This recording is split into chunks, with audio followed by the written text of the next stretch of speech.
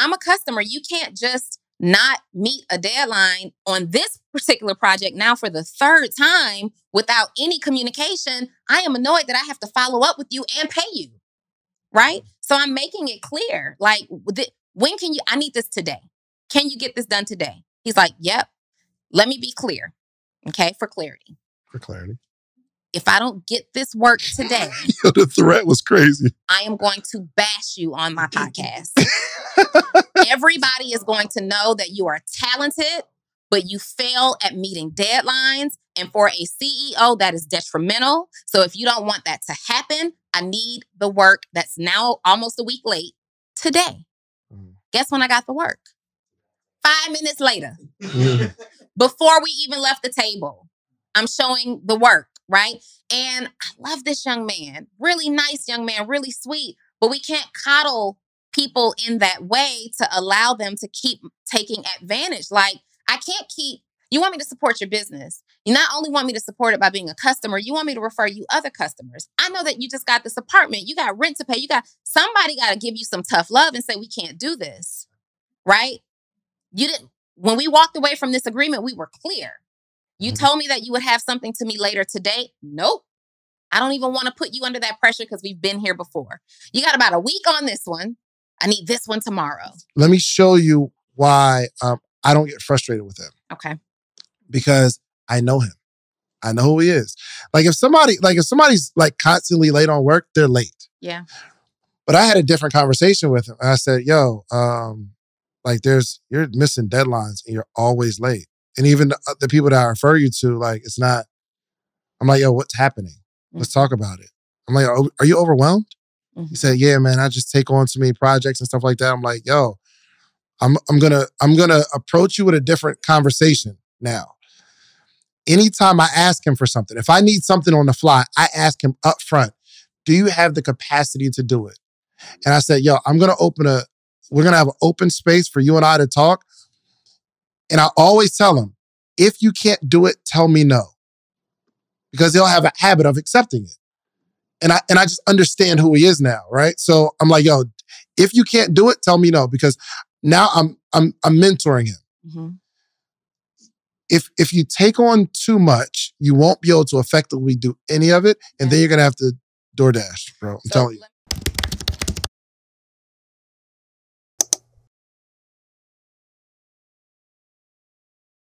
All right, listen, every single week, every episode, you hear me talking about themorningmeetup.com. It's the community. Let me show you what's happening here. Every single morning, Monday through Friday, there's 400 plus people on a Zoom call, right? We're learning, we're talking, we're growing together, and this is you. There's all these people here. It's all these people in the morning meetup. Hundreds of people reading books, growing. We get together quarterly. It's amazing. And for some reason, you just keep looking at, just go to themorningmeetup.com and get in the circle. And then you'll be like way happier. Just themorningmeetup.com. Let's get back to the episode. Welcome to the Social Brew Podcast. Me and Donni are here. We're going to talk entrepreneurship stuff. Mm-hmm. So before we started recording, let's just talk about words real quick. Okay. Because, what's your name, bro?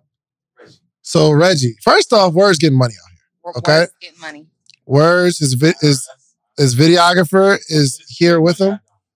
His videographer is like, he flew in his videographer from New Jersey and then showed up with a barber, right? So that's crazy. When you travel with a barber, you getting money out here. Definitely. You know what I mean? But we asked Words a question in front of his videographer, like, yo, is that your videographer or is he for the streets? Which is an interesting conversation. Definitely was. So right now, the thing to do is to have an on-staff videographer. I think I'm the only one without one. And so David asked that question and Word said, no, he's not for the streets. Videographer said, well, we talking about it. We talking about it. It's in discussion. Yeah, you better get them off the streets, man. Yo, it's like somebody, say you're dating somebody, right? Mm. And they plan on making it serious. It's a relationship. And you're like, yo, we together when we together, but she looking like, but when we gonna at least get a title or something. Something. They're technically I feel like this is a relationship. You're obviously seeking a more long-term permanent commitment. Yep. But your man's over here still got 2 feet out in the streets. Sure. He ready to hop off the curb. Yeah, don't be at any moment. It sounds like you're afraid of commitment, bro. Sounds like you're afraid of commitment. It's wild. It sounds like maybe you're moving too fast. You're moving too fast. Hey, man, I'm telling you, somebody gonna catch him out here and be like, yo. That happens when in the first encounter, you don't clarify what you're looking for up front. Mm-hmm. That's real. Mm-hmm. That's 100%. Yeah. So, Donni, how was your week in entrepreneurial land? What's one thing you learned? Oh, it has nothing to do with entrepreneurship, but one thing that I learned is to consistently take care of your body. Mm-hmm. It's really important. So, guys, we cannot get money if our health is in jet. Like, we can't feel good about only getting money if we're kind of neglecting our bodies.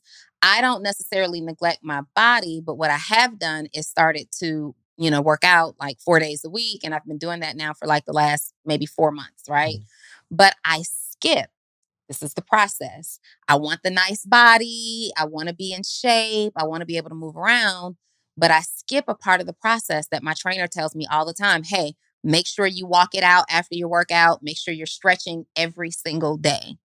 I skip the stretching because I'm like, look, I've already made time. I squoze some time in to fit in my workout, right? And now you want me to do 12 extra minutes on the treadmill to walk my muscles out. And then you want me to go up and spend 20 minutes stretching. I don't have that kind of time. Yeah. Well, woke up one day with my back locked up. Lower back locked up, and it has something to do with me not stretching out my hamstrings and my glutes. So I decide I have a super uncomfortable sofa at home. It just looks good, but you don't want to sit on it. You certainly don't want to sleep on it. I'm thinking I need something firm. Like if I sleep on something firm, it'll kind of work out the child. I slept on that sofa and I swear I had to roll off and slide to the bathroom. But I have been down now a week. I can't. Really? I have a whole, you see this thing that I have sitting back. I have on a back, well, not right now. I took it off. I'm walking around with a back brace on. All because I want the result, but I'm skipping some steps. That's a fact. Once you start doing the work, even when it looks like you're getting the result, because, you know what I mean? I don't get it. What do you mean?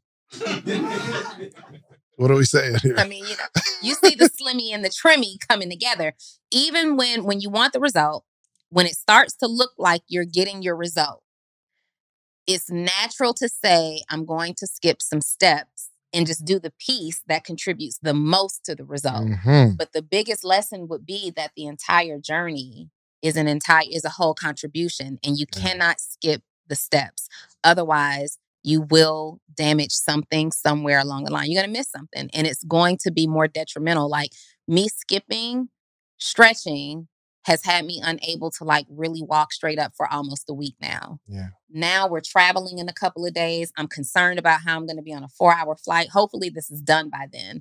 But skipping those steps have caused more pain than the pain of me finding the time to do the work. That's a fact. Yo, it's like you want to listen to all of the stuff, like you said, that applies to the bigger result. Like, yo, you follow myself. Like, yo, you make these sales, you set up the system, you got to make some money. And then at the end, it's like, all right, well, make sure when you start making this money, you put a little bit aside for taxes. This is good. But who listens to that part? You know what I mean? Like, it's like, yo, I'm getting money out here. Let's go. But what happens is if you do all the other stuff, and you become successful, and then the thing that you didn't want to do seems so small and insignificant as you keep growing. Yeah. It's like, nah, it's not that important.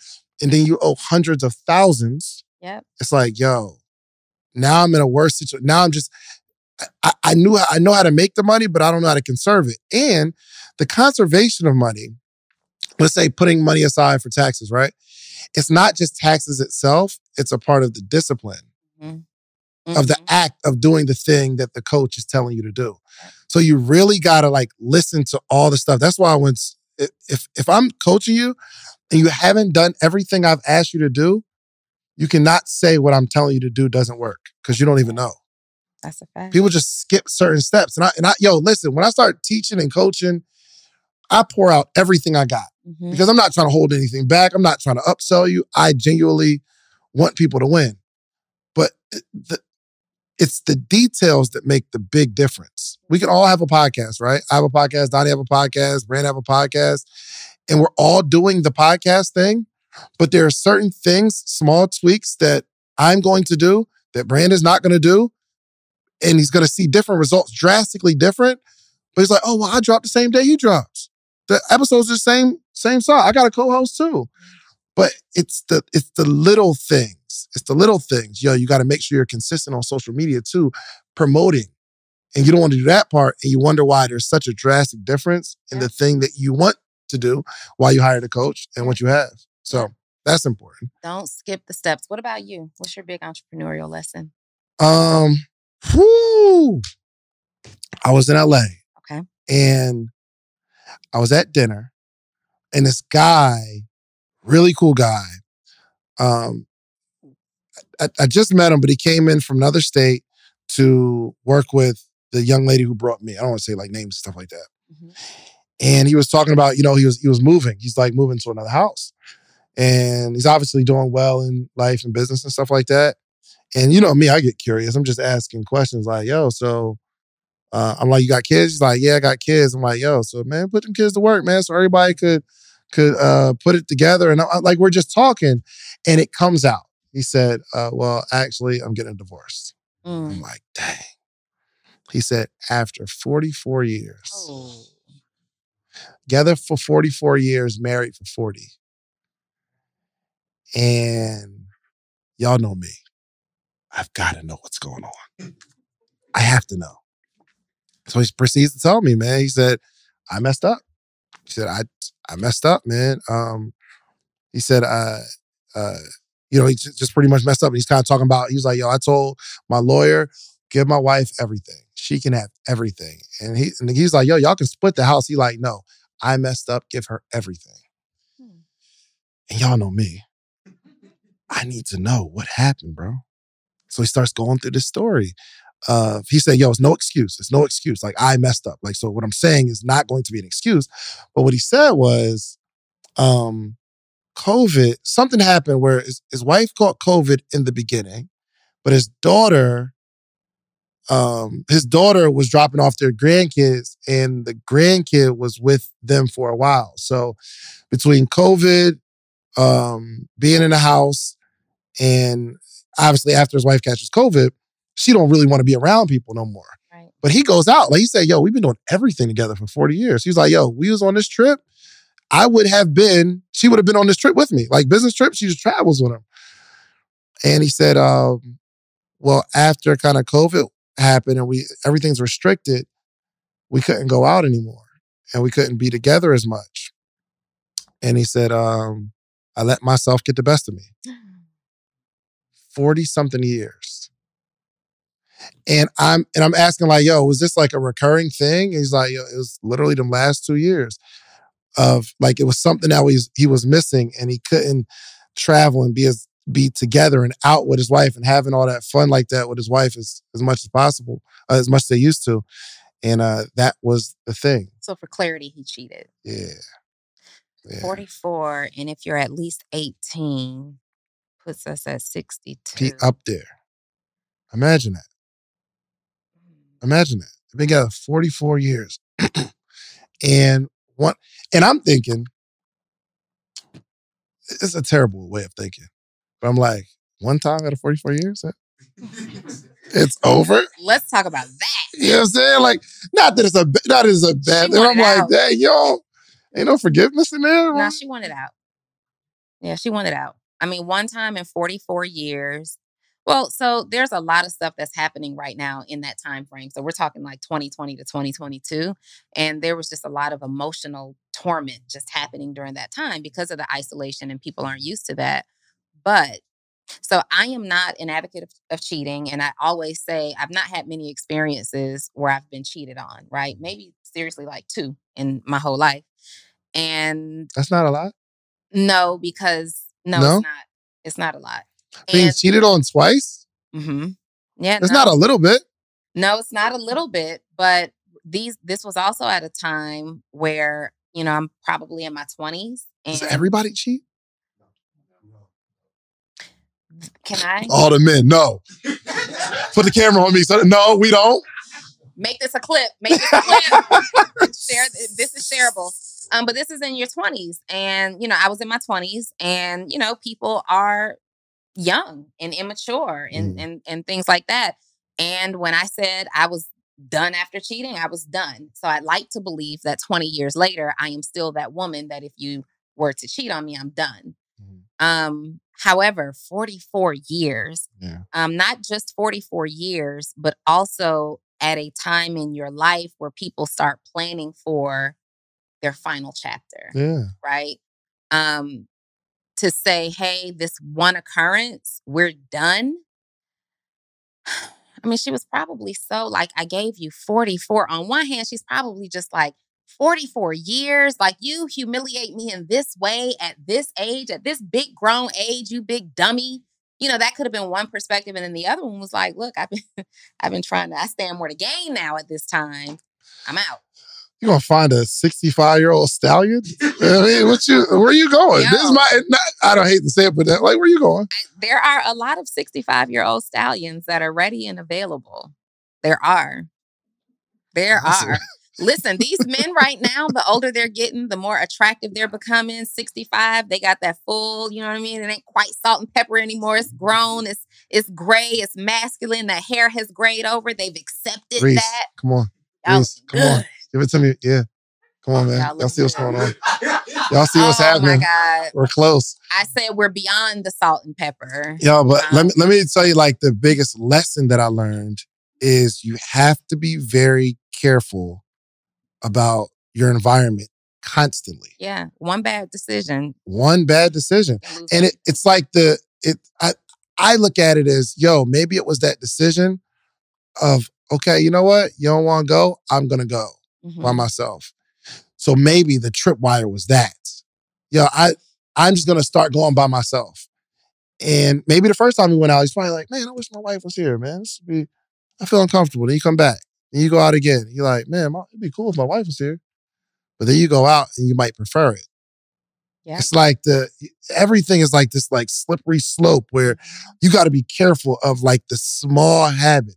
Everybody got addicted to cigarettes by not the first time they took a cigarette, but by the time they decided to constantly hang around people who smoke all the time. So I'm very conscious not to hang around people who are doing the thing that I know that maybe I have a struggle with. So I don't really have a struggle with drinking or smoking and all that kind of stuff. We about to go to Vegas. We're about to go to Vegas and I'm turning cups up. And I'm going to do my best to hang around you all in the casino. No, please. He'll be there. You're just not gambling.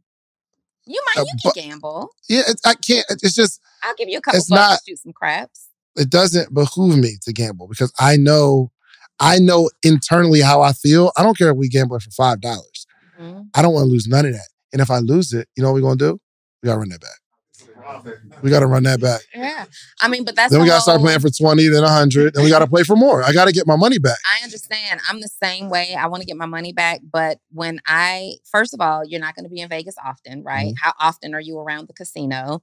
But I believe that you can still do things that like, me having a cocktail, whether it's sex on the beach or a Hennessy margarita, both of them, light drink, strong drink. If I drink too much of them, I can struggle with 100%. Becoming an alcoholic, right?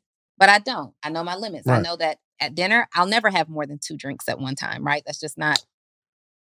We've been out, Donni. Yes. You'd have more than 2. I said at dinner. I didn't say. But the thing is, I think it's all about what you struggle with, though. I just know I have an addictive personality. So do I. Now, see, I have an addiction. That's why we don't play Tunk no more. Because I be leaving. The way I feel if I lose, it's not the money. Like, I lose $30. I'll be playing, we're playing Tunk at Brandon's uncle's house.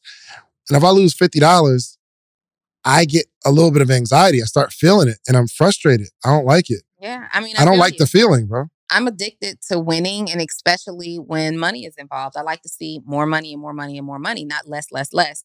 So I too can go to Vegas, and I have been there before. Before I understood boundaries, I have been in Vegas and been on the flight back like, Jesus Christ, what are we going to do? Like, how are we? Because I convinced myself like, you can get 6 months rent if you just play one more time, and then I Or probably lose 6 months I rent. probably if you left play one more time. losing, 3 to 6 months rent. I just kept going back and kept going back to the ATM, where literally on the flight back, I felt sick to my stomach. And again, this is like younger years and 20 years ago, literally sick to my stomach.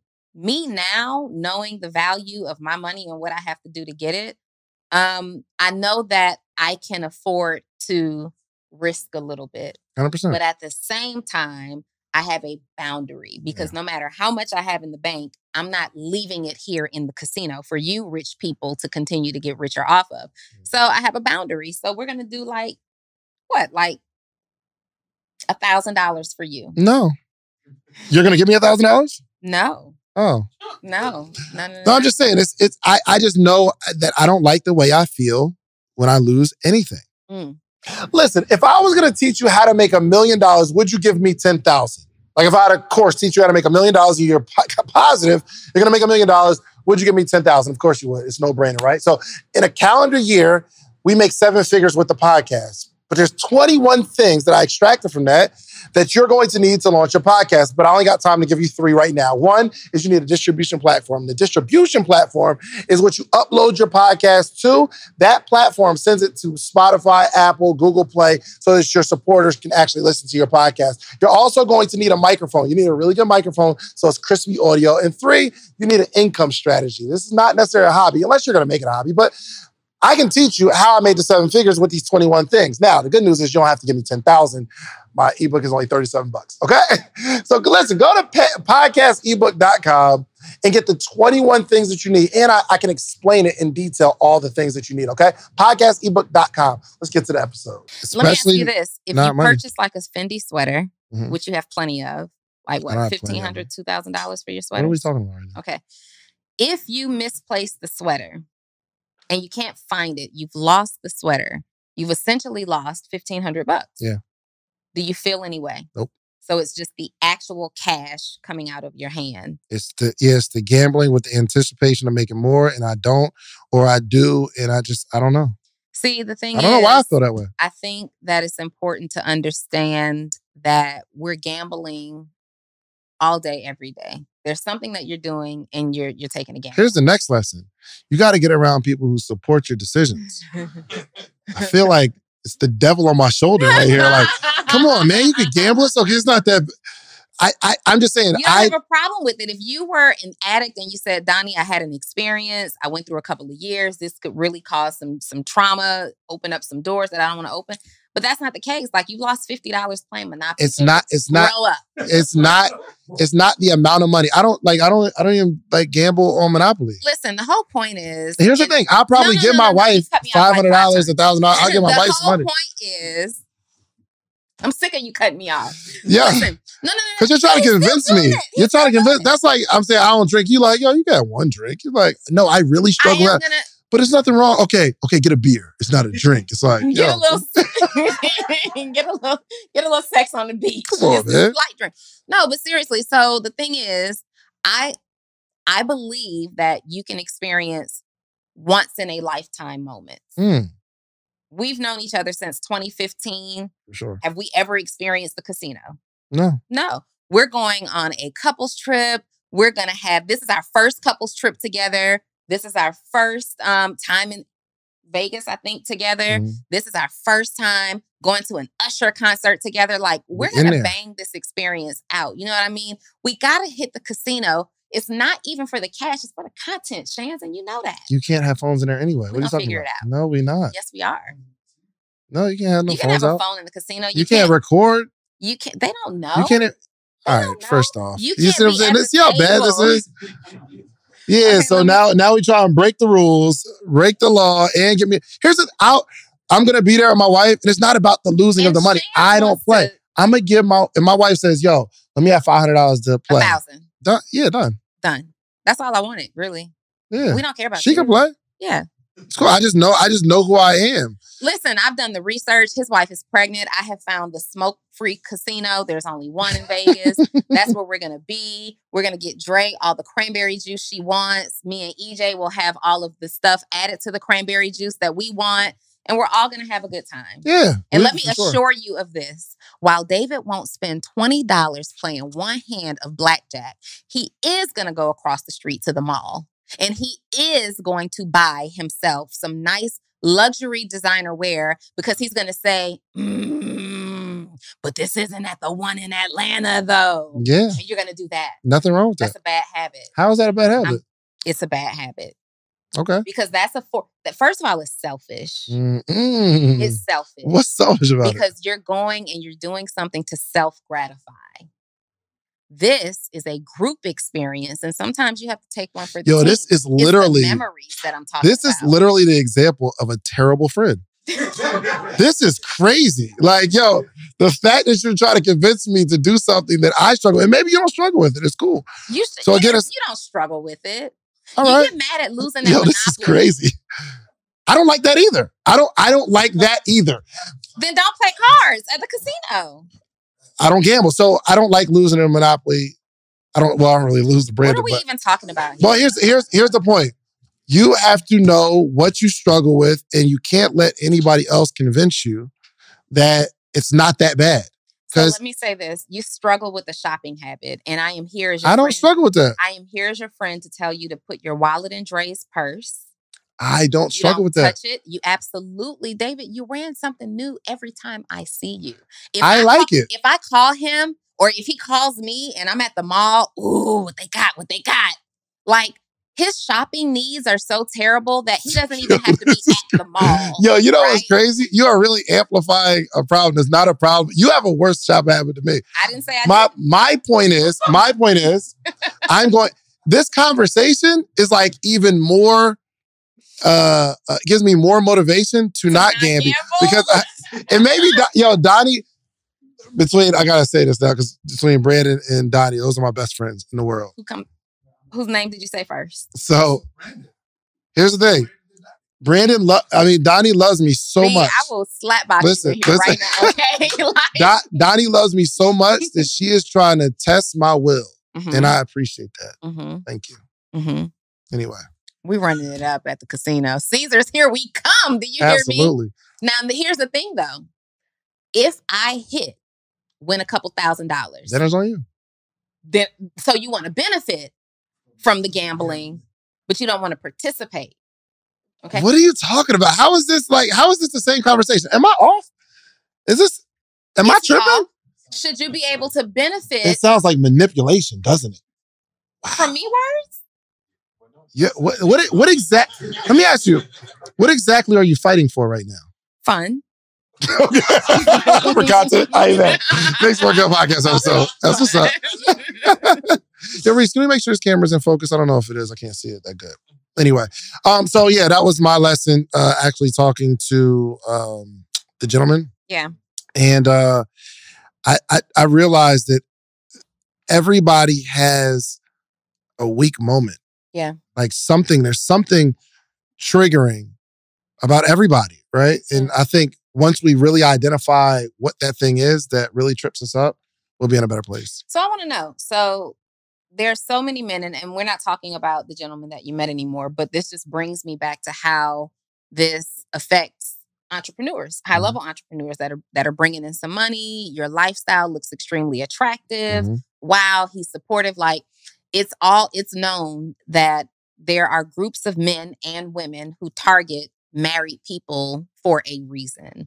And from women to men, sometimes it's almost like, I want him to provide the same lifestyle for me that he does for his wife. Is that the thought? Is that the thinking behind it? Not all the time. Sometimes it's sex. Sometimes it's, they want what you give her. It looks so attractive. Let me shimmy up close to him so maybe I can get a percentage of that. I think that has a lot to do with it. I don't know. But I have heard that. Has anyone here dated a married person? Back there on the wall, absolutely has dated someone. Ain't nobody. You did? You did a married person? Yeah, let's get him a mic right now. Yeah, let's get him a mic. I want to know what's going on. He's like, I'm not on camera with it. He's incriminating himself. Yeah. Oh, all right. Just give him a round of applause for bravery. Because I would never. Never admit that. Okay, go ahead. This is not a current situation, right? Okay, all right. There's not much to it. Are you married now? No, I'm not married now. I'm single. Oh, so you're in the streets, taking whatever. I was in the streets. It's a chill for you. You know what I mean? She had a lifestyle. She was like, let's go. It was in Vegas, actually. And Older? Yeah, older ones got a lifestyle. You have a little bread. Yeah. She was, pension money. Yeah. Well, okay, I got you. Baby, I want to fly you out. I'm not going to say no to that. You know what I'm saying? We had a good time. And then she was like, yeah, I got to get back to the family. I was like, well, you have a good time. Bye. That's good. That's it. Any part of that, does any part of that bother you? Or do you think about... Do you have any remorse? Yeah. Not at all. No. Yo, I'm over here breathing. He's like, oh, not at all. Oh, man. Let me ask you this. What was appealing about that situation to you? Well, it was more like I didn't know about it until like midway through. And by that time, I was invested. So I was like... So you kind of had some love for her. Love for the lifestyle. How long did this last? So do you hear what this is saying? What? He was in it for the money, honey. I ain't mad. Is it still up? Is that still you? No? That was like years ago. How long did it last? Like 3 months. You feel used? No. Would you, if she hit you up today? I'm a different man now. I got morals. So you were without morals at that time. The morals are different. I can say that. The morals are different. I like that. So he kind of just validated what I said. Typically, there's like some type of financial gain attached to it. Some people are just trifling, right? But we're not talking about them. We're talking about people who are like, I don't want commitment for whatever reason, or they lack self-confidence, so they attach. My question, though, is as you are advancing as an entrepreneur, we're at events all the time. People want to talk to us. It's phone calls, it's Zooms, it's regular face-to-faces. It's, it's constant contact with women. How do you stay so solid and faithful? Like, I know that they're making advances. I mean, Not really. It's crazy. I would think it'd be more, but I would think I'd get a little more love, but I don't. Really? Mm-mm. That's really a good thing. Crazy. It's you don't wild. ever feel like, dang, I ain't got it no more. I don't think I've ever had it. You know what I mean? I just, yeah. I don't know if I've ever like went up to somebody. I mean, maybe. I never like approached like a baddie and was successful. I can see that. You know what I mean? No, I mean, I can see that. No. First of all, Dre is a baddie. Okay. Dre is a baddie. But that was on the app where I'm swiping, she's swiping. We happen to swipe and you already together. Knew it was a go. We already know what's up. Yeah, but I could see you thinking that you couldn't approach a baddie. For sure. However, and I never had, I don't think I've ever had like a real baddie come at me. I can see that too. Yeah. No, I mean, these are things that I can see. You know what I mean? So even though you hadn't had it happen a lot, somebody has hit on you as a married man. Yeah, but they always... Yeah. Yeah, and I don't know what it is. And like, shouts out to my beautiful, voluptuous ladies. But it's always, I don't know. Like tall and slender. I used to be slender. Tall and slender. I don't know, man. The voluptuous ones love me. And yeah. Okay, so from that perspective, obviously you're not entertaining it, but do you ever express like disgust? Like, are you kidding me? Like, everybody knows I'm married. Why would you even? Don't nobody talk to me like that, so I can't. But here's, to answer your question, I do have a very strong moral compass. Mm-hmm. You do. I really do. And I'm thinking of, like, I'm not even, it's not even like I'm thinking of respecting my wife. I'm like on a journey of I want to be a solid person because I'm a solid person. For sure. So you're not about to have me, I'm not about to gossip about somebody else, or I'm not going to tell somebody else's secrets because I don't want to be the type of person that tells somebody secrets. Or I'm not going to get over on you because I don't get over on people. Yeah. Like whether it's my enemy or nothing, I just don't. So like, let's say, for instance, there's a young lady that's passing, right? And you could tell from the front, that joint's crazy. And it's not that I don't notice it, but in my head, I'm thinking, by the time you get to the side, I'm just going to look the other way. Because, like, in my head, I'm like, I'm not looking. I'm not going to look. So I might be talking to you, and I'm like, I'm not going to look at that. I'm not looking at that. And sometimes I'll be talking here, and somebody's walking by, I'm like, I'm not going to look. I'm just there. I'm right on you. I'm focused. Focus. And not that anything's wrong with that or getting in trouble, but I know myself. And I've seen other situations, and not even in relationships, or where it could be gambling or drinking. It's the point of, okay, now I'm just starting to look. There's nothing wrong with it. Nothing wrong with just looking. And then I'm going to look deeper when nobody's looking. So if nobody's here, I'm on my, that's crazy. But I try not to even start the process, because I want to be, and maybe it's not being integral, but I feel like it's not having integrity to be looking at a whole bunch of women when if my wife was here, I wouldn't do that if she was here. I don't want to do anything that if someone's next to me, I would do it differently because of who's next to me. So this is just my own personal journey. Yeah. I like that a lot. I appreciate it. I think that both men and women would think twice about even approaching somebody's significant other, whether significant or married, if we treated it more like it was just disgusting. Like, I can't even believe you did that. And I think we let it slide, or people let it slide so much, like, no, I'm married, or no, I'm involved. And it just kind of passes by, and they go on to the next available bachelor or bachelorette, or married man or married woman, and they continue the cycle. But I've wondered, because I've seen, especially like in the network marketing industry, when I was coming up in that, you know how those leaders, they like the man. People look at them like, oh my God. And people look at the women like, I want to be her. And the men are like, I want to sleep with her. And the same thing for the men, because you look larger than life. And just all the temptation that you must get, not you, that, you know, like the super attractive, well put together people would get, you know, it has to be exhausting. For me, it's not even flattering. It's just like, stop it. I'm a square. Yeah, you That's are. crazy. But that's fine. That's cool. Yeah. Squares, actually, when I think about it, the only guys that I've had serious relationships with have been squares. They're well put together, but they're squares. Yeah, we need to like have a roast counter. Like, because you'd hit me a couple times. They're well put together. Like, no, and I was only motivated to say that because I like when you saw these speckled socks. Did you see them and say, "Yo, these are it right here"? They can't. Bombas, right? Mike. Because they're confusing. They look dirty, like they have lint balls. I was like, I don't need the mic. No, you can't. You got to, because they can't hear. Yeah, they can't hear. Yo, I was looking at them like, are they linty, or like is it speckled on purpose?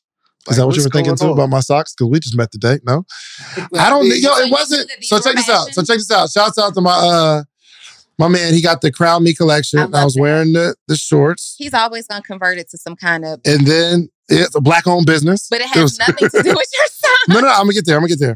And then I saw this shirt, like to support Black colleges. I'm like, oh, just throwing my boys' apparel. And I was looking for black socks. And I couldn't find any black socks, and these are the only black ones I had, so I just threw them on. Yeah, a couple of those colors. Anyway. Where we at? 31? 31? That's cool. Anyway, are we going to talk about some business? Yeah, but yes. So I think we were talking about business a little bit. No, we weren't. Kinda. Oh, okay, here's another one. So I made a post, right? And then you had something to say about it. And I thought it was going to be,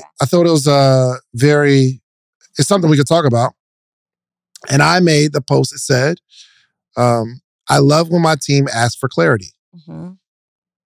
So when someone says, I'll say something like, yo, I'll say, and Kashif is the king of this. Oh my gosh.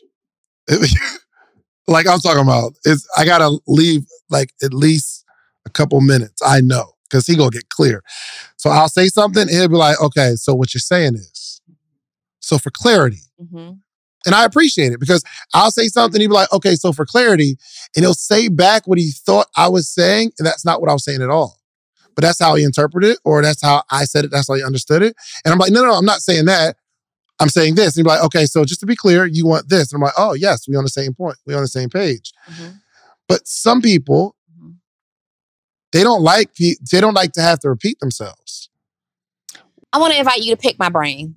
Mine too. Mine too. Yours too? Mine too. Yours too. They can Okay, pick you my guys. brain. We are so excited because we just dropped our newest podcast series called the Brain Picker Podcast. David. Oh, it's going down. You get to pick our brain. You have a business idea, a concept. You're stuck. You can't get off the ground. You need the advice of seasoned, experienced entrepreneurs. Not only entrepreneurs that are practitioners, but we got a lot of people that we've been coaching all over the last decade. All over the globe. They got receipts. Not just that, you never know where your next investor might be hanging out. And the word on the street is, we got all the connections. That's a big fact. We got all the connections. So if you want to sit down with us and pick our brains. In front of our audience. And we're letting you pick our brains. We won't even talk bad about you for doing it in front of our audience, bringing your business maximum exposure. Find the link somewhere around here, wherever you see it. It's there. And apply. Right now. To pick our brain. Let's go. Let's go. Let's get it. Let's get it. Well, I think that's just an arrogant way of operating because you're thinking, not you, but you're thinking that I'm such a great communicator that the way I am saying this, someone else should understand it the way I intended it for it to sound. And not everybody operates that way. So for clarity, what you're saying is that I said that I have an issue repeating myself and that I am arrogant. No, I was using the example. It was just my hand was that way. Oh, okay. Because did you delete the story? Did you delete the post already? Of course not. Okay. Baby. Let me just go. No, I did. No, I did. I didn't delete it. I didn't delete your comment. You said something like, I understand it. No. Let me say what I said. Okay.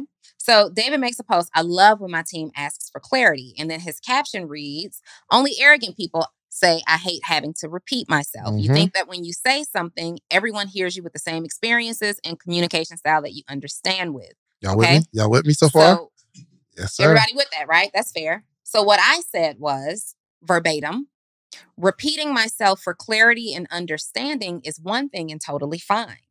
But repeating myself because you just didn't do what I asked is a whole other story. Mm. There are levels to repeating oneself and the desire to do it. Y'all with me? Yep. All right. There's a difference. So if we are having a conversation and you're like, hey, for clarity, like, oh, I'm unclear. Hey, can you help me understand further? Let's get it because I love that you're invested in what we're discussing. But if I tell you to do something or I ask something of you and I'm like, hey, B, I need you to, send those emails off by noon. Well, noon comes and I see that the emails hadn't been sent off. So I'm extending the 5-minute grace period. And that still hasn't happened. And now I'm like, hey, B, did you get those emails sent off that I asked you to send at noon? No? Okay. Can you do that now? Like that level of repeating myself? No, 100%. I get that. And then the other thing, to your point, I love being asked for clarity because it could also be, hey, B, did you send those emails off that I asked you to send at noon? And then B's response is, oh, I wasn't clear which emails. Mm-hmm. Don't do that. Don't do that. That's a level of having to repeat myself that will drive me up a wall. And I am patience challenged. I just am, right? I just like for things to flow. I am such an over communicator that because I know who I am, I over communicate so that we grasp things very quickly. Everybody knows what the expectations are because we're not going to do too much of this. Let me help you. So if that situation happens where you ask someone to do something and they don't do it, it could be that they just didn't do it. Yeah. But it could be that you've given them a bunch of other stuff or they're currently working on the last thing and they didn't do it and now you're mad because you have to repeat yourself when I would prefer, because she'd say, okay, so for clarity, you want me to drop what I'm doing that you asked me to do last time and do this, correct? Yeah. Or it slipped their mind, which is equally like frustrating, right? Because you have to repeat yourself. But if we're owning the fact that I want to get this person to do it, we need to figure out their communication style. Sometimes you say it, you're like, yo, get this done by noon. And they feel that you are belittling them, or like you're speaking to them in a manner that they don't respond to. Mm-hmm. And in their head, like they're like, okay, I'll get it. But maybe they didn't know how important it was to do it by noon, because typically when, let's just say, you say, hey, we're going to do, we're going to have a meeting at 2:00. Mm-hmm. And every time you say we have a meeting at 2:00, we actually have the meeting around 2:10, 2:15, right? Mm-hmm. Nothing wrong with that.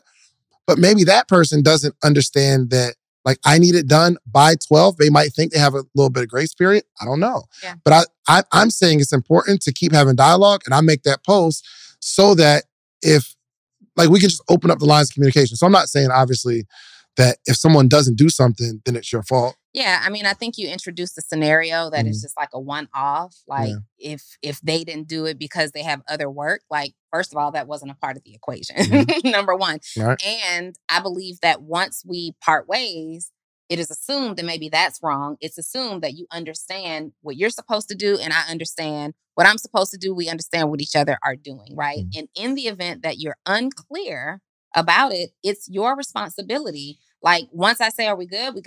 Everybody got it? That's me saying, are we clear? If you say, yes, we're clear, then I expect you to do what you agreed to do. You agreed to do it, right? So for an example, I'll give you an example. I hired, without saying any names, I hired a designer to make a flyer for us. Who? I'm not saying their name. So I hired a designer to make a flyer for us. Oh. And no boy alone, man. Yeah. I hired a designer, and I love him. I still work with him. He redeemed himself, right? But just to let you know, because Dave was a part of this conversation, and he was like, yo, she cussed my man out. We at the table, and she's talking. First of all, let me explain my story. I know, but in the moment, like, she's saying it, she's like, yo, she said, I was about to say his name. That's crazy. She's like, it was bad. I'm sitting there like, I feel bad for him. I'm like, Donni, was that so-and-so? She said, it sure was.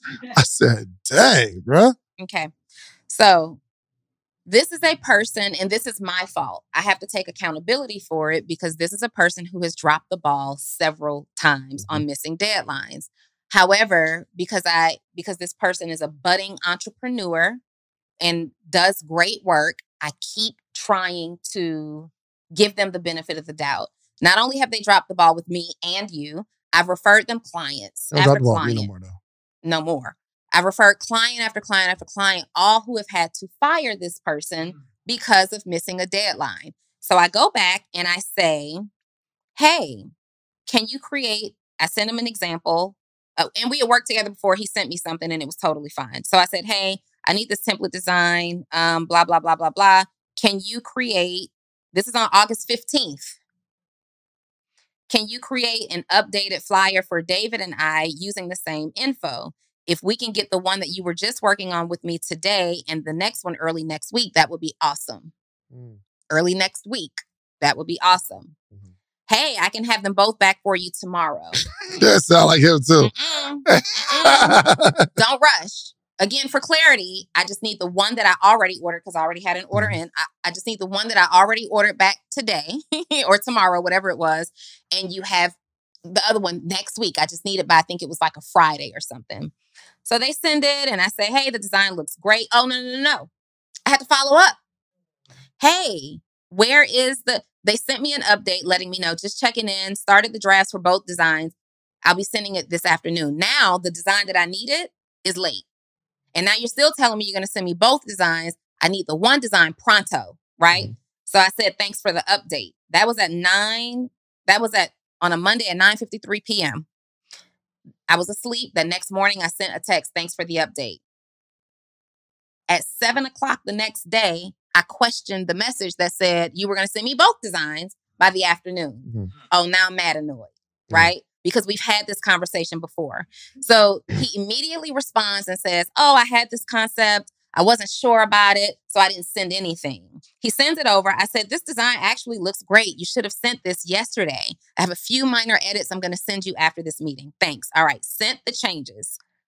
Got it. We'll make any other changes. We needed to update some grammatical errors and some times on the flyer. Okay. We're now like 4 days later, 4 days late. How many times did I say I'm still waiting on the flyer? We're now at this point like 4 days late. This person has not followed up. You know that there's a job outstanding. Now I have no patience. Now I pick up the phone and I call you. Hey, what's up with the work? Is this the conversation I witnessed? Yeah. Hey, I still don't have the flyer. What's up with the work? Oh, yeah. Well, you know, I was working on it and something came up and I'm going to finish it up today. Okay. At what point were you going to communicate to me? Like at this point, like I'm a paying customer and I refer you a lot of business and now you're trying me, right? She's saying this just how y'all hear it. She said it like, you're trying me. I'm like, golly. At this point, I'm a paying customer. We're late now on both of my jobs and you're trying me. Okay. Give the threat. She threatened too. This is what I'm saying. Well, and I'm like, I'm a customer. You can't just not meet a deadline on this particular project now for the third time without any communication. I am annoyed that I have to follow up with you and pay you. Right. So I'm making it clear. Like, when can you, I need this today. Can you get this done today? He's like, yep. Let me be clear. Okay. For clarity. If I don't get this work today, yo, the threat was crazy. I am going to bash you on my podcast. Everybody is going to know that you are talented, but you fail at meeting deadlines. And for a CEO, that is detrimental. So if you don't want that to happen, I need the work that's now almost a week late today. Guess when I got the work? 5 minutes later. Before we even left the table, I'm showing the work, right? And I love this young man. Really nice young man, really sweet. But we can't coddle people in that way to allow them to keep taking advantage. Like, I can't keep, you want me to support your business. You not only want me to support it by being a customer, you want me to refer you other customers. I know that you just got this apartment. You got rent to pay. Somebody got to give you some tough love and say, we can't do this, right? When we walked away from this agreement, we were clear. You told me that you would have something to me later today. Nope. I don't even want to put you under that pressure because we've been here before. You got about a week on this one. I need this one tomorrow. So in that case, really quickly, I'd like to hear from you guys. Did I mishandle that situation? Anybody? Anything to say? Yeah. So I think both of y'all are correct in what you're both saying, because he's more talking about clarity's sake. Getting clarity before the act is done is different than not getting clarity and then using it as an excuse as to why it's not done. Sure. So both of you guys are correct in what you're saying. So in your situation, you were right. But in his situation, he likes it when his team, who may not understand something, asks and gets it right ahead of time. Yeah. So there is no fallback on the end. Mm-hmm. Yeah, I like that too. But let me tell you. It's more aggravating when it's not handled correctly. So let me show you where that's fair. I understand, and he's 100%. On the podcast. He's 100% wrong, and he knows it. But let me show you why I don't get frustrated with him. Okay. Because I know him. I know who he is. Like if somebody's like constantly late on work, they're late. Yeah. But I had a different conversation with him. And I said, yo, like you're missing deadlines and you're always late. And even the people that I refer you to, like, it's not, I'm like, yo, what's happening? Let's talk about it. I'm like, are you overwhelmed? He said, yeah, man, I just take on too many projects and stuff like that. I'm like, yo, I'm gonna approach you with a different conversation now. Anytime I ask him for something, if I need something on the fly, I ask him up front, do you have the capacity to do it? And I said, yo, we're gonna have an open space for you and I to talk. And I always tell him, if you can't do it, tell me no. Because he'll have a habit of accepting it.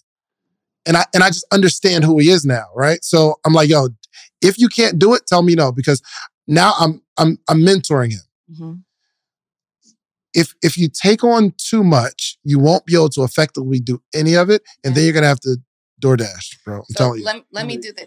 Can you? I wasn't finished. Let me know if I can finish. Can you hand her the mic? Just do me a favor. She don't care. She don't care. Read this. Oh my gosh. Hey, do you have the ability to create? Move your finger. The availability to create a flyer for me now. Good. Do you have the availability? Sent to that young man. Now, that conversation that you had with him, I had with him like 6 months ago. Right? Hey, what's going on? Like, what's happening? I want to support you. And, the coach in me can't not help you grow this business or point out to you what's going to hinder you. You can ask him. Yeah. We had this. Yeah, well, I'm taking on too many clients. I even suggested maybe you should organize your business in this way where you're not taking on all these one-off clients. You have an ability for me and David's referrals alone to get some retainer clients and maybe just focus in that space. The answer was yes. So I referred him some retainer clients. You know what it sounds like? There have been like kids in a school where where I'm talking to a kid, right? And the parent says, I be telling them the same thing. I don't know how you got it. Yeah. I have a different communication style, not right or wrong, but I have a different communication style. I'm telling him, like, as he says, yes, I can take it. Hey, Trey, tell me no if you can't. If you can't, dang, my bad. Dang. It's cool. That's my boy. He knows he's grown. My bad. Yeah, I love you, man. I got work for you. As long as it's on time. Yo, he's 18. And I remember being 18.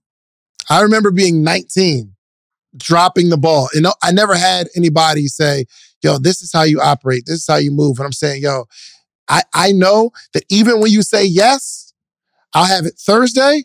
I'm sending a message Wednesday. Today's Tuesday. Yo, we're going to have it Thursday. Yo, bro, we still good for tomorrow? Great. Yeah. That morning, I know you said 9 o'clock. I'm just a friendly reminder. And that's just, I can either just find somebody, you can find somebody that's going to do what you need them to do. And that's a lot easier. A lot easier. But I have a love for this young man. For sure. And I'm taking, well, you be cussing him out. I'll be taking a little more time. And outside of that, let me tell you this. Let me tell you what I said. So Donald works closer with him. And I don't know how he does it, but we don't miss a drop. Like a video drop, or we don't miss any of it. And I literally asked Donald the other day, I'm like, yo, how you get Trey to do that? Because I can get him to operate with a little more speed than he was. But he got some sort of communication. And Donald just started explaining it. He said, man, you gotta kind of massage it and talk to him and give him enough time and follow up and all that kind of stuff. And we just got a good system now. And it took time. And Donald's the most patient person I've ever met in my life. So, I mean, it's just a different communication style. And you gotta find. So for instance, I made a post one day and it was a good post. And one of my team members, a few days later, said, because he was in the post. And he was like, yo, I didn't like that post. It was talking about me. I was offended. And I just... Who was it? I'm not going to say that. What was the post? I don't remember the post. Yeah, I don't remember exactly what it was. Yeah, I do remember what it was. What did it say? I'm not going to say that. But anyway, he was like, this was like a week later, and the post is going crazy, by the way. It's lit. The share, Was it you, B? You know how something's lit and you know how something's lit and you're like, ooh, this is a good piece of content right here. It's staying up. And you don't want to take that down. Yeah. But he said it and I was like, he was like, yo, I didn't like it and it paints me in a bad light and I would appreciate it if you took it down. I was like, no problem. So I took it down. Reese sends me a video, an edit, right, for a video and the person, right, Reese, is in it. So I say to Reese, yo, this is dope because we do like the recaps. I'm like, yo, but hit him real quick because we were like, just show it to him and see if it's cool. And he said it's cool, so he posted it. But everybody has a different... Last year. That's not true. I don't want to lie. But everybody has... You got to learn people, man, and not everybody's the same. So I just put the post out there. Yo, I love when people ask for clarity because some people are nervous to ask for clarity. Yeah.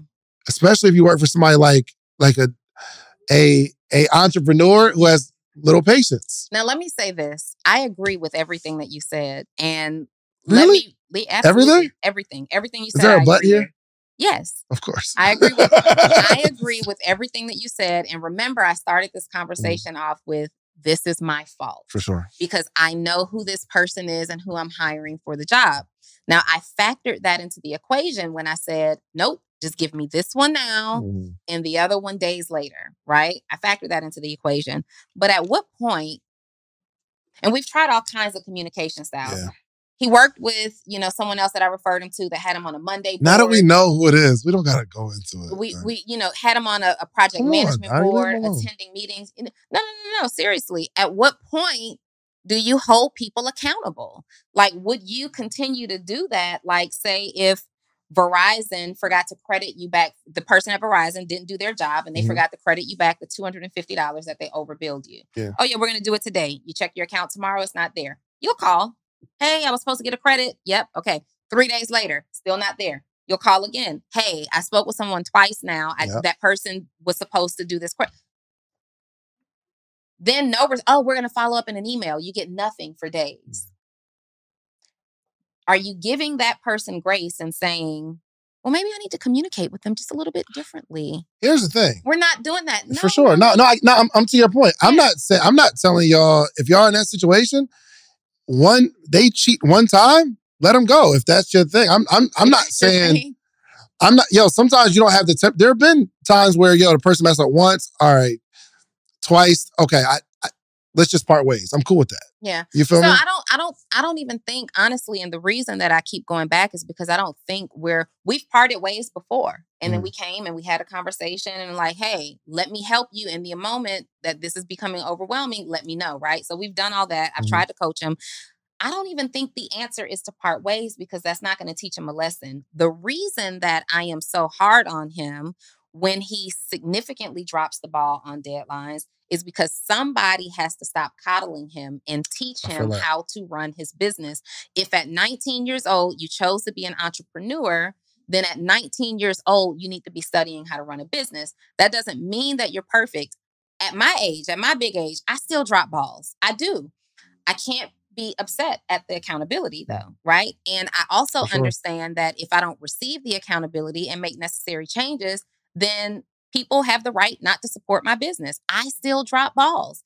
But what am I learning from it? What am I getting from it, learning and then demonstrating rather than just continuing to repeat the same thing over and over? That will put you out of business, right? And somebody has to like grab him by the neck, by the shirt and say, look, you cannot do this anymore. You have been given chance after chance after chance now with several clients. This is a bad habit for you. You just like, I don't even want to bring this up, but it's how you be late? Yes, how I was late. So when we used to be at the other location, especially when we first started, I just expected people to accept the fact that I am late, right? I'm not going to be significantly late, but if I'm supposed to be there at 1:07. I'm a good 1:07, right? Like I have the worst habit of leaving the house at the time I'm supposed to be somewhere. That is my character flaw. I own it, right? And so we're at the E-Complex shooting in the other location. And David jokingly says, yo, I don't really like, waiting. You act like we just got time to wait on you. And I don't really like people messing with my time like that. Well, I knew it wasn't a joke. He said it in a joking way because he loves me, right? But he was really saying like, yo, we be waiting like 15 minutes for you sometimes. This is not okay. So I agreed to do better. A couple of times I did. Then I fell off and I'm back late all the time, every single time, right? So then David learned how to communicate in a way, let's try something different. We're going to make you pay now. Yeah, she been on time. We're going to make you pay. Well, that's what I needed to incentivize me. And though I hadn't had perfect attendance, I certainly have been on time way more than I've been late. And I take it seriously. Like now I'm like, I don't want to disappoint David and Joe and Reese by being late and the audience even. Like, you guys are here. I want to do my best to get there on time. So I be like booking it. Like, I'm like, oh my God, get me there. If one light, like, and I'm still trying to find that balance because if I get caught by one light, it can ruin everything, right? I'm still on that level. But David took the time to express it. Okay, I tried to correct it. Then he saw I slid back into the old habit. He addressed it again. I corrected it. At some point, somebody has to get serious with you like that and motivate you to correct the behavior. Now, if I continue to just be 15 minutes late, 20 minutes late, 15 minutes late, we'd have had a different conversation. Yeah. Here's what's cool. So somebody was asking in the chat, like, yo, how many times? Your question, like, how many times? I think it just depends. If you were somebody else, like you're just a co-host. Yeah. I'm going to find another co-host. Like 1, 2 times, I feel like you don't respect my time at this point, right? But it's my sister. You know what I mean? And I love her and I want her to do better and she's going to keep me accountable. So when I'm like in relationship stuff and like whether it's business stuff, like she holds me accountable too. And we have more patience with each other, right? So it depends on the asset of the person, maybe like your relationship and the asset. Somebody who is your top salesperson, you give them a little more chances. Am I right? Like if they bringing in 30 grand a week in sales and they don't, you got to keep repeating yourself. It's like, all right, you say I'm not going to repeat myself no more, but you're going to repeat yourself a couple more times. But the person is not an asset. You're like, all right, this isn't working out. Right. So it's there's no like number to it. It's like the relationship, how much of an asset they are, how much patience you have, because sometimes you trying to work and drag somebody along takes you away from being great. And it's such an asset. So listen, I just need to find somebody that's going to do it right. And let me focus. It's Mike right sure. there. So, but I hear two different things. I hear you talking relationship wise.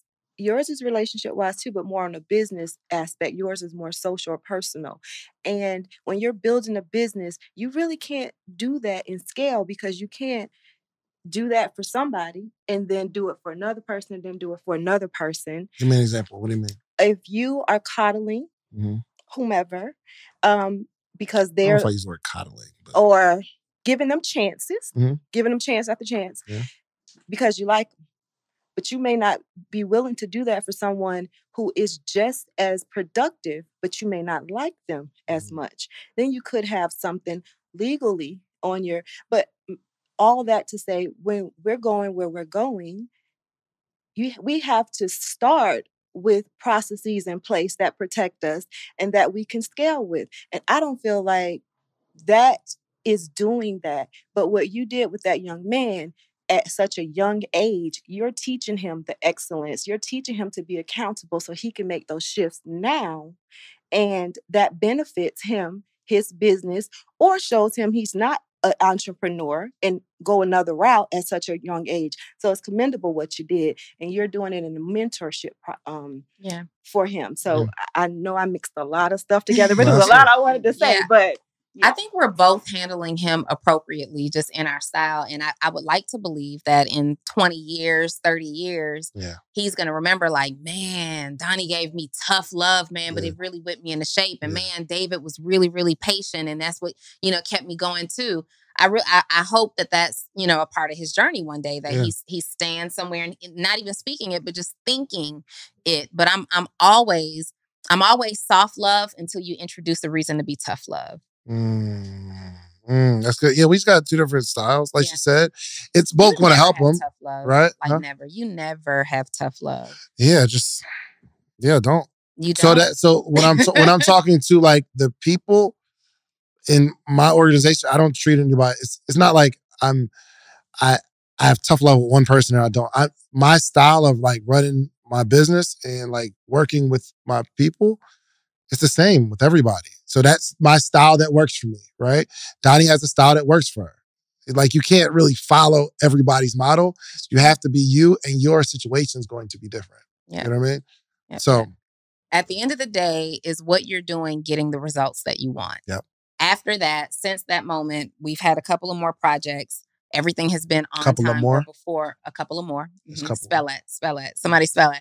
We had a couple of more projects and everything has been on time. And the work isn't in question. The work is outstanding. That's kind of why you got to keep going back, right? The work is outstanding, but it was just a timeliness. And we have not had an issue since then. But I am a fan of respectful, tough love. I'll show you today's thumbnail. It's Got some lit. today. Yeah, Ooh, he went crazy. Wait. Oh yeah, today is the day. I didn't even see it. Oh, yeah, he went crazy on that one. But yeah, man, shout out to my little brother. He's killing it. And he's Yo, and he is absolutely I've been working since he's killing like it. 16, 17 years old. So Send me these. Why don't you send me these? I'll send them to you. Okay, yeah, I got it. Well, just go to the episode. It's on the episode. Do y'all follow the Social Proof Podcast? I want that. No, yeah, I'll send it to you. No, I'm saying, do y'all follow the Social Proof Podcast? Are you subscribed to the Social Proof Podcast? That's crazy. This guy's out of control. I'm going to send it to you right now. Anybody else got any? That was good, right? That was really good, you guys. So I want you to think about your leadership style. And it doesn't have to be this or that. It can be this and that. So you may be such an amazing I don't know a leader that has never had to have a tough conversation and issue out some tough love, right? I don't know any leader that has never been in that position. You can be a gentle leader and effectively lead your team, to the finish line, to the goal. You can also be a tough leader and effectively lead your team to the goal. You can be a hybrid of both. I like to think that I'm kind of a hybrid of both, right? We're really, really gentle, but I'm very clear when I need to be tough. We're going to be tough. And I'm not afraid to have tough conversations. We'll find out if that's a good thing or a bad thing. So far, that's been serving me well. I am always open to leadership training. In fact, that's what we're focused on in this particular month, becoming a better leader. So I am studying a lot of not just Bob Proctor, but thank you for sending that to me. I am also studying a lot of John Maxwell because I think he's one of the best leadership trainers of all time. Because I want to be a better leader. It's important for me in my company and with the people in my community. Likability isn't important to all CEOs. I think Neo said, I don't care. Right. And I respect that because some people don't. And he's not rude to people. He's very respectful to people. But I actually desire to be liked by the people who I pay. Yeah, right? For sure. And not just for the money. I want people to enjoy working in the environment. It's very important to me that I'm not creating another mundane corporate setting that people hate showing up for. Yeah. But in exchange for that, we need to be clear on the expectations and on the performance end of it both ways, right? We're creating an environment right here for you to be able to make a living for yourself, do things that you enjoy, and be in a more relaxed setting than you have been. As long as we doing what we're doing is gentle love. But when tough love needs to be executed, I need you to understand and not get in your feelings that now we have to have a slightly tough conversation. This is about business and making sure that we can continue to be in business to provide these jobs. So check out your leadership style. It can be a merge of the two. Yeah, and my style doesn't always serve me either. Ideally, the next person I hire, especially if they're like in operations, needs to have somewhat of a temperament. You know what I mean? Like they need to have that. So, like you can't just be like just my style. You know what I mean? Because everybody's not going to respond to that. And you got to find somebody that's like, some people are only going to respond to a little bit of aggression. Yeah. You know what I mean? If you grow up in a household that everybody's yelling, like when mom says, clean your room, and you don't clean your room. They say, I thought I told you to clean your room. And then she says, clean your room or I'm going to beat that butt. They're like, okay, she's serious now. But I know the first time she says it, I'm not going to respond because I know it ain't serious yet. Because there's levels to, I know when she's serious. I know when my mom and my dad is serious. So if someone that grows up in that household goes into a corporate setting and their boss says, I need these files. And they don't reply. They come back and say, yo, did you do the files? Go, oh, no, I'm going to do it right now. But then they need to have a person say, yo, if you don't give me these files, we're going to have to go to court. We're going to have to go to HR. I don't know what that is. Like, we're going to have to go to so-and-so. We gotta have your evaluation. Look at your evaluation. This is what's happening. And they'll bring you into the office and tell you all about yourself. And that is the equivalent of, now it's time to clean your room. But if I'm like, yo, if I'm taking the time to figure out why they're not getting the files and all that kind of stuff, that could be a detriment too. So like we're all learning this whole thing. So I think so. You got a question, right? I was just gonna say everything y'all saying is based on consequence. It's like how important is it to that person, you know? And like with Donni, she wants people that are competent. And as far as your style goes, it works for you, but like you said, when you're hiring other people to do that, it won't work because they're like, no, I need this. So it's good for her to kind of get on him because it's showing him there's a consequence to you taking on too many things at one time and stuff like that. Yep. Yeah. Yep. I think what you said is really important. The person that you're hiring who's going to be in leadership right under you is going to be opposite of you. They're going to be the person who can comfortably have tough conversations. Y'all, David be stressed about tough conversations. Yo, so how should I approach this? Like, and I admire that about him, but you're going to have to install someone in the team that's comfortable having these tough conversations. And I think with me, like right now, I have Kyle in place in that role, and he's the opposite of me. He's really easygoing and he's relaxed. So, you know, some messages need to be delivered through him versus me. And just understanding who you are as a leader and not being too much of anything to the people who you're leading. You can't be too much of nice and you can't be too much of tough. Or I don't even want to say nice. You should always be nice, but you can't be too much of gentle and too much of tough. Either way is can lead to a detriment, right? Or not get the result that you want. So just be aware of that too. 100%. Yeah, what? I believe one thing that also helps is possibly a combination of your two styles. You know, you're working with somebody who's up and coming that you care about, but you want them to grow as an entrepreneur or whatever it is that you got going on in your organization. So said, okay, I see you're growing, I see you developing, you're having some challenges in this area. So it might be best for us to sit down and for the future, for my piece and for yours, we're going to have contracts. And with these contracts, there's going to be, you know, like Donni talks about often, standard operating procedure. And there's going to be specific types of consequences if you don't meet these deadlines. So if you don't meet the first deadline, we're going to charge you 25%. I'm going to pay you 25% less. If you don't meet the second deadline, you know, so on and so forth. So that person understands, okay, I'm not going to get paid the full amount if I miss the first deadline. So I'm going to make sure that I'm doing everything I can in order to be able to do that. Why? Because this person cares about me. They're working with me. They want me to succeed. So they're giving me this love, this warm love, but the tough love too, because it's hitting my pockets if I'm not doing what we agreed for me to do when we agreed to do it. I love that example. The danger in that, though, is they still feel like, oh, well, it's in the contract if I'm late. And not even speaking about the young man David and I are talking about, in any business, in any part, you are just a piece of the puzzle. If you have a deliverable to deliver to someone, there's usually a timeline, right, of other things that have to get done. You're just the first stop on a 10-step process, or the third stop, or the fifth stop. So now you're not just frustrating the person who hired you, you're delaying an entire project and the other people who are waiting to do some work, or the other people who are a part of this scope of work. So I like that and I respect it. But the bottom line is, the better thing to do is just as a leader, as a person in the position to choose who you work with, choose people who meet the criteria. That's good. All right, cool. That was good. That was really good.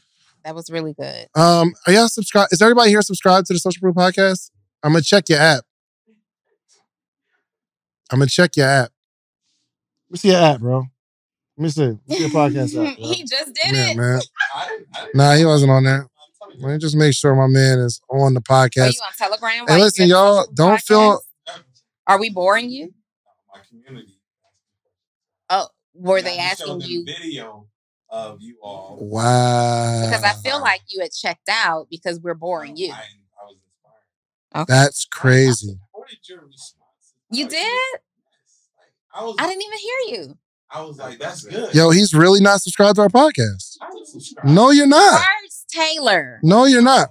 You're subscribed to Billie Jean. No, the podcast. Oh, you talking about? Oh, the podcast. I was like, yo, are you subscribed to the podcast? Yes. I said, no, you're not. Oh, the podcast. Subscribe me, Dave. Are you going to unfollow me?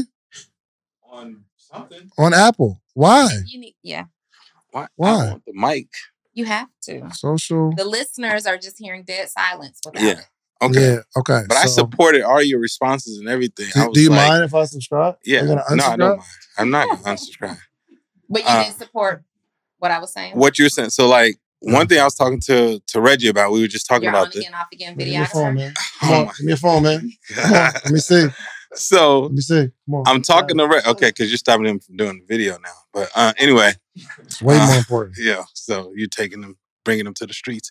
But anyway, one thing I was telling Reggie was, we have somebody on our squad that I'm like, I'm not pleased with the work. And every time something is due, what happens, Reggie?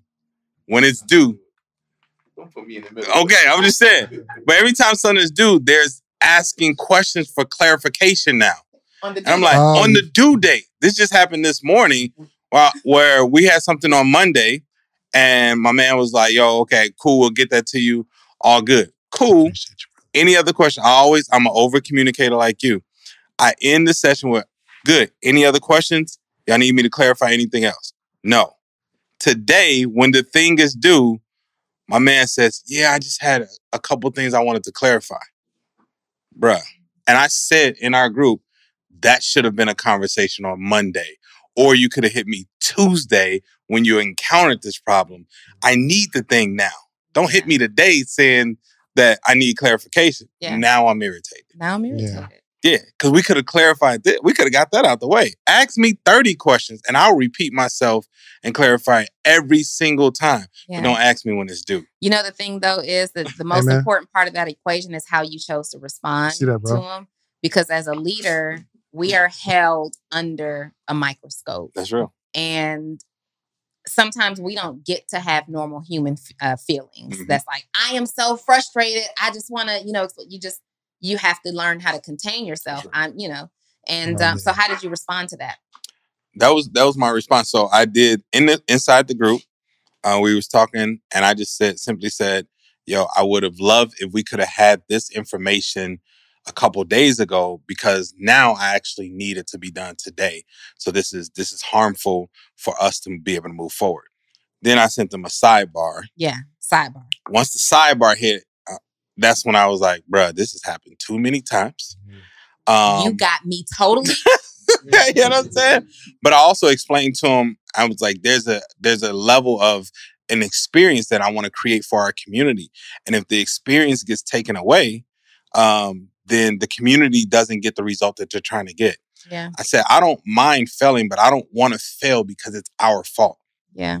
We dropped the ball. And that's the position you're putting me in, and I don't like it. I don't like being in that position. And you know what also, we hadn't even touched on this, but especially if you're a part of a team, especially if you're a part of a team or you provide a service to a company, it's not easy for us to provide these jobs. Like, it looks like it's easy, but it's not easy. I have to think about expanding my team, and the conversation can come up of, do we need to make some adjustments on the current team to accommodate new team members, or can we just add new team members down to contractors? So it's like, it on a personal level, like if I could just be human for a moment, it feels a little disrespectful when you are getting paid for a job from a solopreneur's hard work and efforts, and they're constantly still trying to figure out a way to support you, employ you, hire you for a one-off over and over and over again. It just, as a human, it feels a little disrespectful that you don't value that enough to just do the job. Yeah. Well, look, man, I think it's a really, really good episode. I need y'all to subscribe. Are y'all on the podcast app? What kind of phone you got? So she got up and moved. iPhone? Mm-hmm. Are you subscribed to that? Are you subscribed to the podcast? My brother, I appreciate it. Also, you don't work for words. The joke sounded funnier though, you know what I mean, than the actual reality. Are you subscribed to the podcast? Raise your hand if you're not subscribed. Just be honest. Why are you not subscribed to the podcast?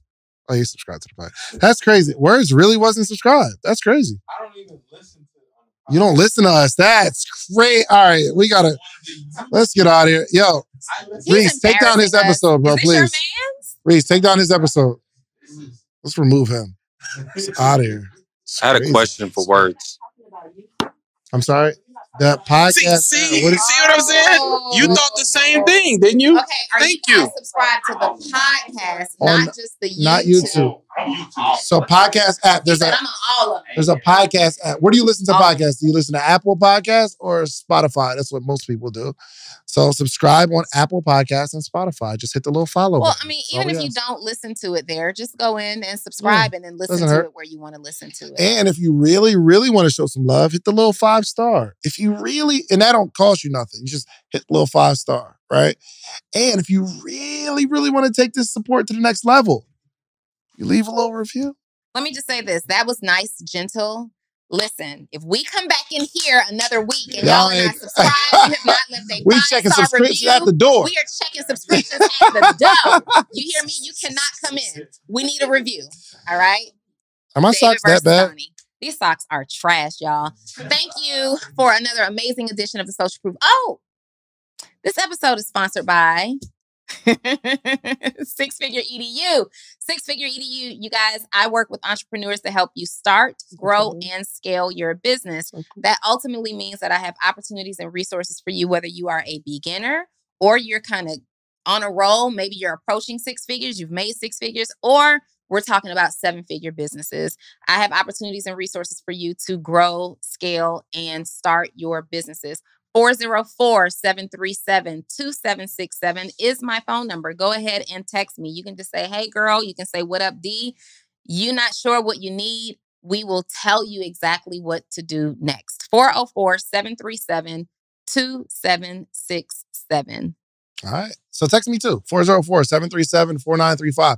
Hey, October 6th, we're doing a podcast training here in Atlanta. Go to podcastersbootcamp.com. Now, this is for people who already have a podcast. We're not talking about how to set up and all that kind of stuff. Like if you don't have your name of your podcast and logo, we're not going through that. We are talking about scale and monetization. How are you going to build your audience and how are you going to get to the bag? So it's 2 days, October 6th and 7th. We are going to be here in the Social Proof studio together. Very limited seats because this place doesn't hold that many people. So go to podcastersbootcamp.com and get your tickets, all right? Or send me a text, 404-737-4935, all right? So if you're not subscribed to the Social Proof Podcast, please hit the little subscription button.